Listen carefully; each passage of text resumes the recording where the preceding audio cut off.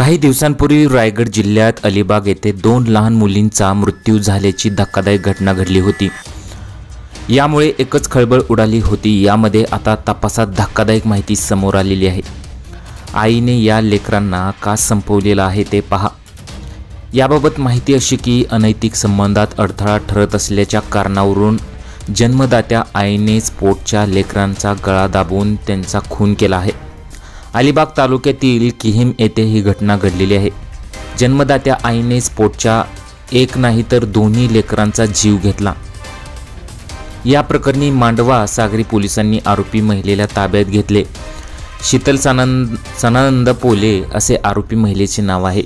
या घटनेने मात्र सगळेच हादरलेले आहेत। याबाबत माहिती अशी की अनैतिक संबंधात ही दोन्ही मुलं अडथळा ठरत होती।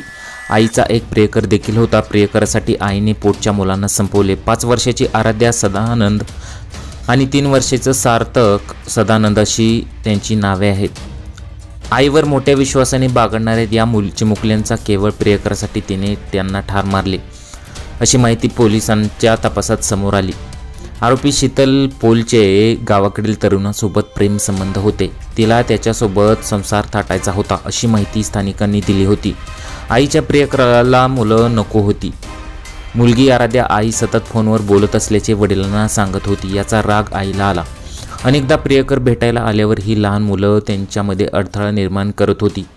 यामुळे आईने दोन्ही मुलांच्या नाकातोंडावर कपडा बांधला आणि हाताने तोंड दाबून त्यांचा श्वास कोंडला। तिने मोठ्या शिताफीने मुले झोपेतच बेशुद्ध झाल्याचा कांगावा केला। मात्र पोलीस तपासात ही भयंकर माहिती समोर आलेली आहे।